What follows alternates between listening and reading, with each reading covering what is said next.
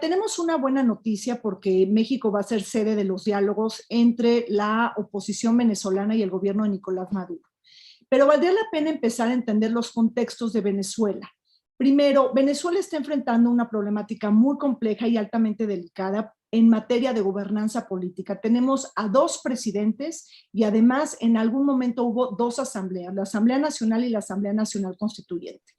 Además de esta crisis política que está sumamente agudizada por una extrema polarización ideológica y antagónica, tenemos una crisis económica, una crisis sanitaria, una crisis institucional, yo diría que también constitucional, y un aislamiento internacional muy pronunciado de Venezuela en el mundo, que de alguna manera está afectando mucho el día a día en el gobierno de Nicolás Maduro. Entonces, traemos una crisis económica por una hay escasez de bienes básicos, escasez de alimentos y de medicinas, tenemos cortes a la energía, tenemos un desplome de los precios internacionales del petróleo, tenemos también una hiperinflación, una nueva reconversión monetaria que se va a dar el 1 de octubre, que se va a hacer efectiva el 1 de octubre, y ya se anunció que se le quitan 6 ceros a la moneda, al bolívar, y también tenemos sanciones internacionales, tenemos una contracción económica del 30% en el 2020, ya con la pandemia, y además, pues, toda una situación de desesperanza. ¿Por qué se sienta Nicolás Maduro con la oposición en un nuevo diálogo negociador? Porque las expectativas económicas están muy desesperanzadas en un corto plazo. Entonces, esto obliga sobre todo al gobierno de Nicolás Maduro a sentarse. Además, tenemos una crisis sanitaria, revisando números, una muy baja tasa de vacunación frente al COVID. El 4%, a finales de julio teníamos una población totalmente inmunizada del 4% y solamente con una vacuna el 10%. Venezuela sí tiene cabida en el COVAX, pero sabemos que este fondo de vacunas de la Organización Mundial de la Salud pues ha tenido pues muchísimos problemas, retardos y dilaciones. Entonces traemos una sequía de vacunas y una situación muy preocupante porque la CEPAL ya habla de la segunda década perdida en América Latina con la emergencia sanitaria y habría que preguntarse si el COVID va a ser el modificador del statu quo en muchos de los países de América Latina, y eso lo podríamos ver en cada una de las elecciones de los ciclos electorales. Además, hay que sumar una crisis de inseguridad. Venezuela tiene una de las tasas de inseguridad más altas del mundo, un fenómeno prácticamente nuevo, es estas bandas criminales ideologizadas contra bandas criminales no ideologizadas. Tenemos, además del hambre y de la pobreza, crisis humanitaria y organismos internacionales que están hablando de que que habrá un éxodo venezolano en el 2022 de 7 millones de personas. Entonces, una situación, un cóctel de factores, un cóctel de multicrisis que obligan ahora más que nunca a que el gobierno y la oposición, que tiene que también tener sentido de responsabilidad política, se sienten a negociar en un momento en donde la pandemia es un agravante del deterioro político, económico y social en Venezuela.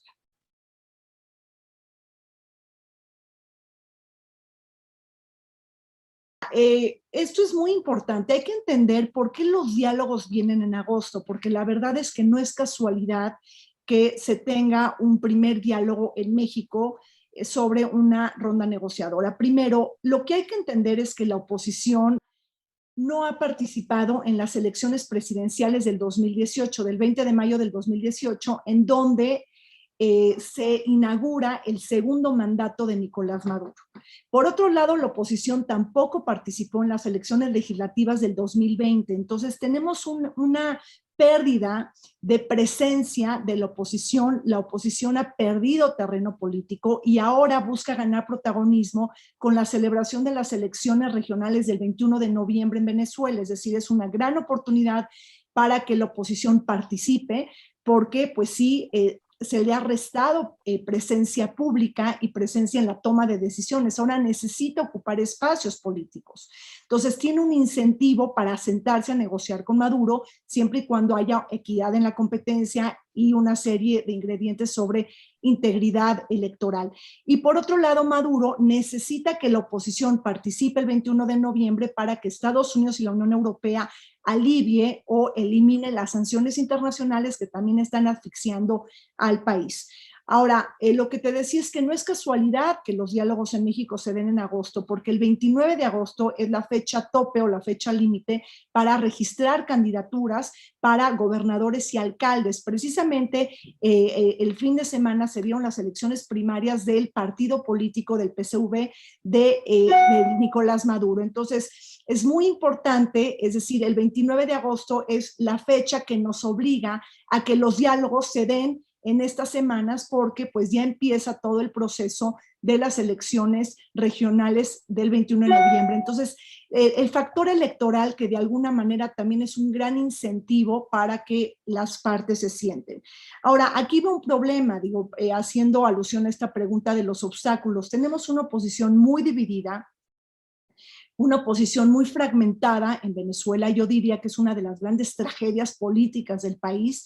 Además, tenemos una escasa capacidad de convocatoria de Juan Guaidó, el presidente que se autoproclamó como presidente interino. Tenemos una muy baja tasa de aprobación de Juan Guaidó, se dice que del 17%, y realmente pues tenemos, lo que me preocupa más en ese sentido de la oposición es que al parecer en los diálogos en México no va a participar el grupo de Enrique Capriles, y sí va a participar todas las plataformas políticas enlazadas a Juan Guaidó, se llama el G4, que son 4 partidos políticos vinculados a la plataforma de Juan Guaidó. Y esto me preocupa porque en un mecanismo de negociación tan importante como el que va a tener sede en México, pues lo más importante es conquistar legitimidad, y la legitimidad tú la consigues siempre y cuando haya inclusión y mayor participación de los intereses, de las voces y de las partes. Y en este sentido, no estoy segura si van a venir representantes de la sociedad civil organizada en Venezuela, si van a estar presentes diferentes voces organizadas sobre los derechos humanos en Venezuela, o sea, grupos de defensores de derechos humanos. Entonces, hay que cuidar mucho el tema de la legitimidad, y esto pues vamos a ver cómo se da en México. Por otro lado, creo que es importantísimo entender las concesiones que ha dado Maduro para el diálogo, porque antes de sentarte a una mesa negociadora, tú tienes que exhibir gestos de buena voluntad. Y los gestos de buena voluntad que ha hecho Maduro es, bueno, pues liberar a algunos presos políticos, está permitiendo que la FAO, que es el organismo de la ONU para la Agricultura y la Alimentación, entre a asistir a la población a la luz de la crisis humanitaria. Pero hay dos cosas muy importantes que ha permitido ahora Maduro, dándole condiciones a la oposición participar. Ya habilitó la Mesa de Unidad Democrática, la llamada MUR, que era un paraguas de partidos políticos de todos los colores, pero su hilo conductor era que eran antichavistas. Desapareció en el 2018 y ahora se habilita nuevamente a esta Mesa de Unidad Democrática a que participe. Y por otro lado, lo más importante es que Maduro permite la integración y la composición de un nuevo Consejo Nacional Electoral. Y esto es fundamental porque antes estaba conformado por 5 miembros chavistas y ahora serán 3 chavistas y 2 independientes. Pero aquí la gran pregunta es si esta nueva composición del Consejo Nacional Electoral nos puede generar elecciones libres y justas, que ese es el quid pro quo. O sea, lo que se está pidiendo son elecciones libres frente al alivio o a la eliminación de sanciones por parte de la comunidad internacional. Y la verdad es que aquí en materia de integridad electoral, pues valdría la pena preguntarse muchas cosas, porque no es suficiente nada más la nueva composición del Consejo, que es una muy buena noticia, sino necesitamos equidad en la competencia, equidad en la contienda, necesitamos transparencia, rendición de cuentas, una división de poderes independiente, necesitamos autoridades electorales neutrales e independientes, y necesitamos también de una observación electoral internacional que sea creíble.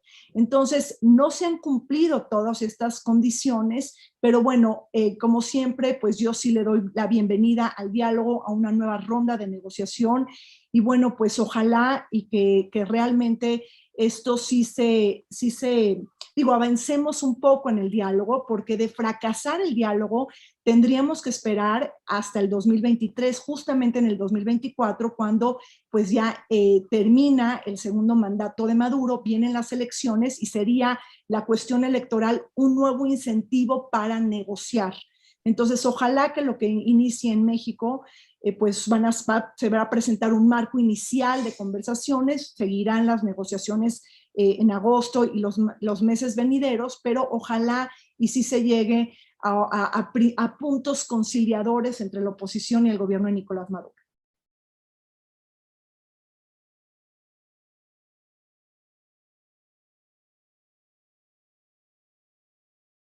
Antes de hablar de México, habría que contextualizar y decir lo siguiente: una y otra vez, los procesos de mediación política en Venezuela para resolver el conflicto han fracasado, han sido intentos fallidos, y esto es muy lamentable decirlo.